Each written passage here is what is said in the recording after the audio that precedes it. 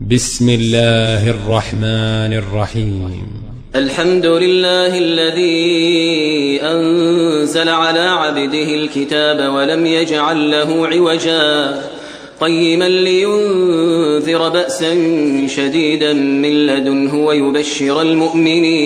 ويبشر المؤمنين الذين يعملون الصالحات أن لهم أجرا حسنا ماكثين فيه أبدا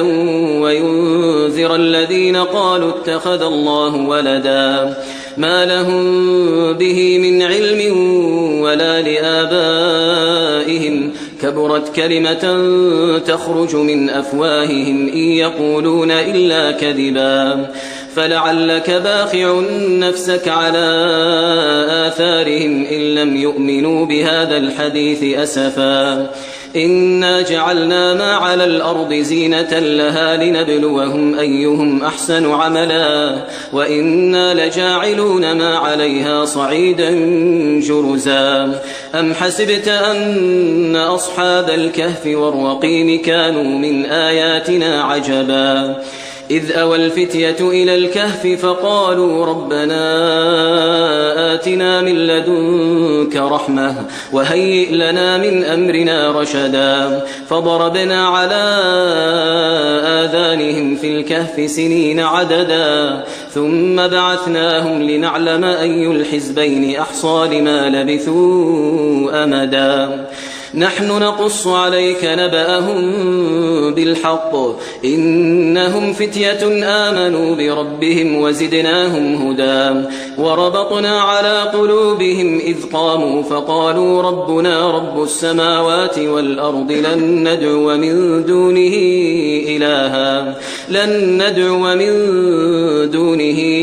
إلها لقد قلنا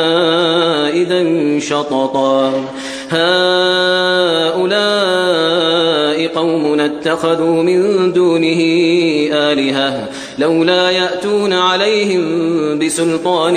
بين فمن أظلم ممن افترى على الله كذبا وإذ اعتزلتموهم وما يعبدون إلا الله فأووا إلى الكهف ينشر لكم ربكم من رحمته ويهيئ لكم من أمركم مرفقا وترى الشمس إذا طلعت تزاور عن كهفهم ذات اليمين وإذا غربت تقرضهم ذات الشمال وهم في فجوة منه ذلك من آيات الله من يهد الله فهو المهتد ومن يضلل فلن تجد له وليا مرشدا وتحسبهم أيقاظا وهم رقود ونقلبهم ذات اليمين وذات الشمال وكلبهم باسط ذراعيه بالوصيد لو اطلعت عليهم لوليت منهم فرارا ولملئت منهم رعبا وكذلك بعثناهم ليتساءلوا بينهم قال قائل منهم كم لبثتم قالوا لبثنا يوما أو بعض يوم قالوا ربكم أعلم بما لبثتم فابعثوا أحدكم بورقكم هذه إلى المدينة فلينظر أيها أزكى طعاما فليأتكم برزق منه وليتلطف ولا يشعرن بكم أحدا إنهم إن يظهروا عليكم يرجموكم أو يعيدوكم في ملتهم ولن تفلحوا إذن أبدا وكذلك أعثرنا عليهم ليعلموا أن وعد الله حق وأن الساعة لا ريب فيها إذ يتنازعون بينهم أمرهم فقالوا ابنوا عليهم بنيانا ربهم أعلم بهم قال الذين غلبوا على أمرهم لنتخذن عليهم مسجدا سيقولون 3 رابعهم كلبهم ويقولون 5 سادسهم كلبهم رجما بالغيب ويقولون 7 وثامنهم كلبهم قل ربي أعلم بعدتهم ما يعلمهم إلا قليل فلا تمار فيهم إلا مراء ظاهرا ولا تستفت فيهم منهم أحدا ولا تقولن لشيء إني فاعل ذلك غدا إلا أن يشاء الله واذكر ربك إذا نسيت وقل عسى أن يهديني ربي لأقرب من هذا رشدا ولبثوا في كهفهم 300 سنين وازدادوا 9 قل الله أعلم بما لبثوا له غيب السماوات والأرض أبصر به وأسمع ما لهم من دونه من ولي ولا يشرك في حكمه أحدا واتل ما أوحي إليك من كتاب ربك لا مبدل لكلماته ولن تجد من دونه ملتحدا واصبر نفسك مع الذين يدعون ربهم بالغداة والعشي يريدون وجهه ولا تعد عيناك عنهم تريد زينة الحياة الدنيا ولا تطع من أغفلنا قلبه عن ذكرنا واتبع هواه وكان أمره فرطا وقل الحق من ربكم فمن شاء فليؤمن ومن شاء فليكفر إنا أعتدنا للظالمين نارا أحاط بهم سرادقها وإن يستغيثوا يغاثوا بماء كالمهل يشوي الوجوه بئس الشراب وساءت مرتفقا إن الذين آمنوا وعملوا الصالحات إنا لا نضيع أجر من أحسن عملا أولئك لهم جنات عدن تجري من تحتهم الأنهار يحلون فيها من أساور من ذهب ويلبسون ثيابا خضرا من سندس واستبرق متكئين فيها على الأرائك نعم الثواب وحسنت مرتفقا واضرب لهم مثل الرجلين جعلنا لأحدهما جنتين من أعناب وحففناهما بنخل وجعلنا بينهما زرعا كلتا الجنتين آتت أكلها ولم تظلم منه شيئا وفجرنا خلالهما نهرا وكان له ثمر فقال لصاحبه وهو يحاوره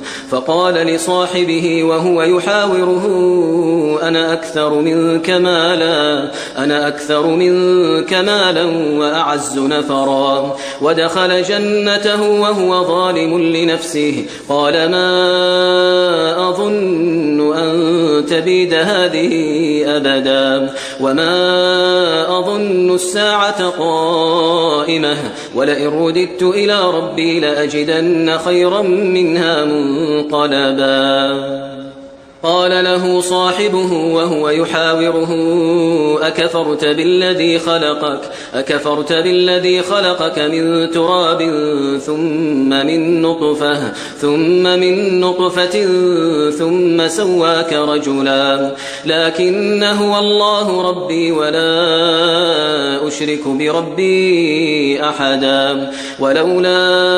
إذ دخلت جنتك قلت ما شاء الله لا قوة إلا بالله إن ترني أنا أقل منك مالا وولدا فعسى ربي أن يؤتيني خيرا من جنتك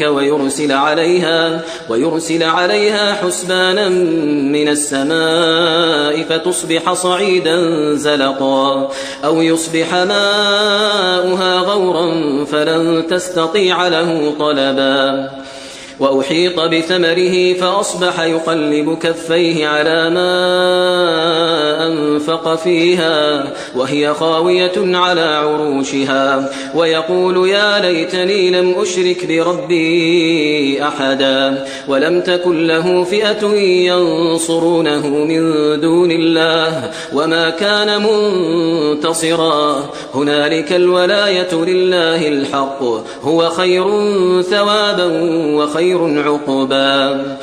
واضرب لهم مثل الحياة الدنيا كماء إن أنزلناه من السماء فاختلط به نبات الأرض فأصبح هشيما تذروه الرياح وكان الله على كل شيء مقتدرا. المال والبنون زينة الحياة الدنيا والباقيات الصالحات خير عند ربك ثوابا وخير أملا. ويوم نسير الجبال وترى الأرض بارزة وحشرناهم فلم نغادر منهم أحدا وعرضوا على ربك صفا لقد جئتمونا كما خلقناكم أول مرة بل زعمتم أن لن نجعل لكم موعدا. ووضع الكتاب فترى المجرمين مشفقين مما فيه ويقولون يا ويلتنا ما لهذا الكتاب لا يغادر صغيرة ولا كبيرة إلا أحصاها ووجدوا ما عملوا حاضرا ولا يظلم ربك أحدا. وإذ قلنا للملائكة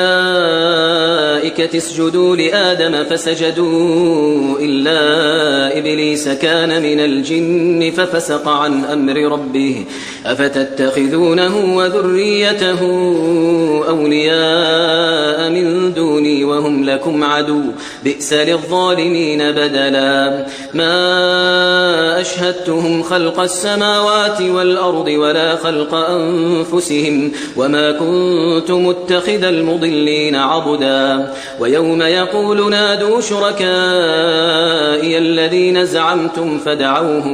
فدعوهم فلم يستجيبوا لهم وجعلنا بينهم موبقا. ورأى المجرمون النار فظنوا أنهم مواقعوها ولم يجدوا عنها مصرفا. ولقد صرفنا في هذا القرآن للناس من كل مثل وكان الإنسان أكثر شيء جدلا. وما منع الناس أن يؤمنوا إذ جاءهم الهدى ويستغفروا ربهم إلا أن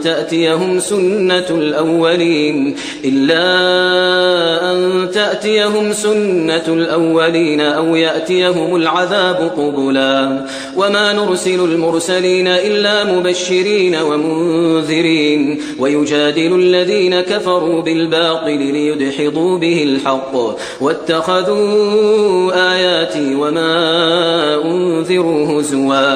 ومن أظلم ممن ذكر بآيات ربه فأعرض عنها ونسي ما قدمت يداه إنا جعلنا على قلوبهم أكنة أن يفقهوه وفي آذانهم وقرا وإن تدعوهم إلى الهدى فلن يهتدوا إذن أبدا. وربك الغفور ذو الرحمة لو يؤاخذهم بما كسبوا لعجل لهم العذاب بل لهم موعد لن يجدوا من دونه موئلا. وتلك القرى أهلكناهم لما ظلموا وجعلنا لمهلكهم موعدا.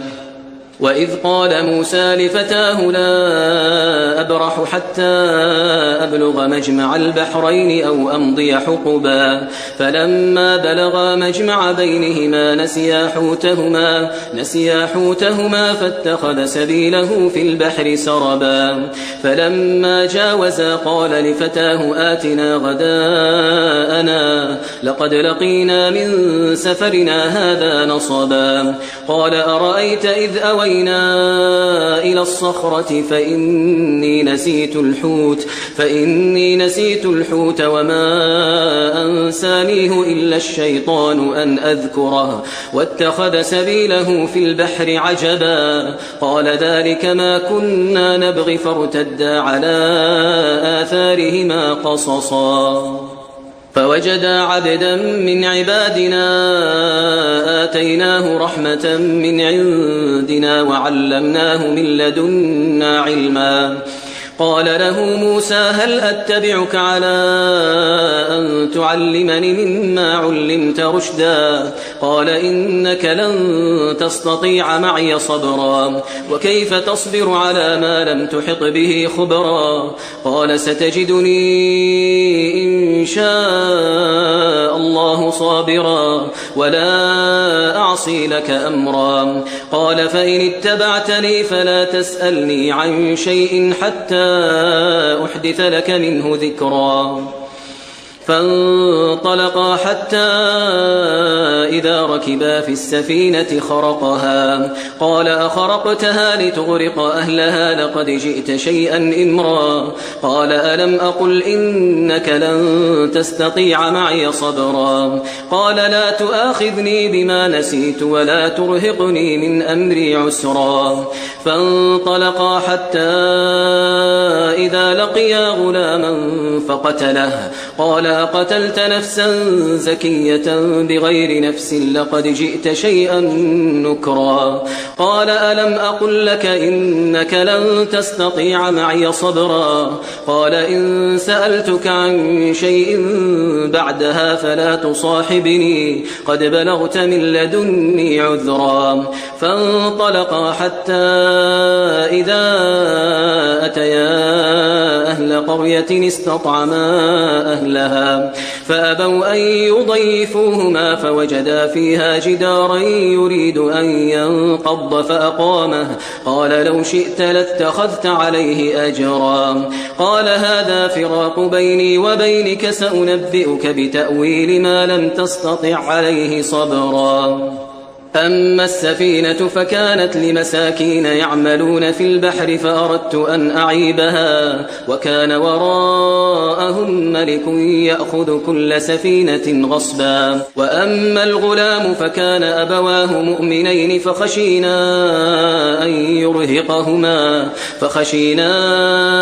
أن يرهقهما طغيانا وكفرا فأردنا أن يبدلهما ربهما خيرا منه زكاة وأقرب رحما وأما الجدار فكان لغلامين يتيمين في المدينة وكان تحته كنز لهما وكان أبوهما صالحا فأراد ربك أن يبلغا أشدهما ويستخرجا كنزهما رحمة من ربك وما فعلته عن أمري ذلك تأويل ما لم تسطع عليه صبرا ويسألونك عن ذي القرنين قل سأتلو عليكم منه ذكرا إنا مكنا له في الأرض وآتيناه من كل شيء سببا فأتبع سببا حتى إذا بلغ مغرب الشمس وجدها تغرب في عين حمئة ووجد عندها قوما قلنا يا ذا القرنين إما أن تعذب وإما أن تتخذ فيهم حسنا قال أما من ظلم فسوف نعذبه ثم يرد إلى ربه فيعذبه عذابا نكرا وأما من آمن وعمل صالحا فله جزاء الحسنى وسنقول له من أمرنا يسرا ثم أتبع سببا حتى إذا بلغ مطلع الشمس وجدها تطلع على قوم لم نجعل لهم من دونها سترا كذلك وقد أحطنا بما لديه خبرا ثم أتبع سببا حتى إذا بلغ بين السدين وجد من دونهما قوما لا يكادون يفقهون قولا قالوا يا ذا القرنين إن يأجوج ومأجوج مفسدون في الأرض فهل نجعل لك خرجا على أن تجعل بيننا وبينهم سدا قال ما مكني فيه ربي خير فأعينوني بقوة أجعل بينكم وبينهم ردما آتوني زبر الحديد حتى إذا ساوى بين الصدفين قال انفخوا حتى إذا جعله نارا قال آتوني أفرغ عليه قطرا فما استطاعوا أن يظهروه وما استطاعوا له نقبا قال هذا رحمة من ربي فإذا جاء وعد ربي جعله دكاء وكان وعد ربي حقا وتركنا بعضهم يومئذ يموج في بعض ونفخ في الصور فجمعناهم جمعا وعرضنا جهنم يومئذ للكافرين عرضا الذين كانت أعينهم في غطاء عن ذكري وكانوا لا يستطيعون سمعا أفحسب الذين كفروا أن يتخذوا عبادي من دوني أولياء إنا أعتدنا جهنم للكافرين نزلا قل هل ننبئكم بالأخسرين أعمالا الذين ضل سعيهم في الحياة الدنيا وهم يحسبون أنهم يحسنون صنعا أولئك الذين كفروا بآيات ربهم ولقائه فحبطت أعمالهم فلا نقيم لهم يوم القيامة وزنا ذلك جزاؤهم جهنم بما كفروا واتخذوا آياتي ورسلي هزوا إن الذين آمنوا وعملوا الصالحات كانت لهم جنات الفردوس نزلا خالدين فيها لا يبغون عنها حولا قل لو كان البحر مدادا لكلمات ربي لنفد البحر قبل أن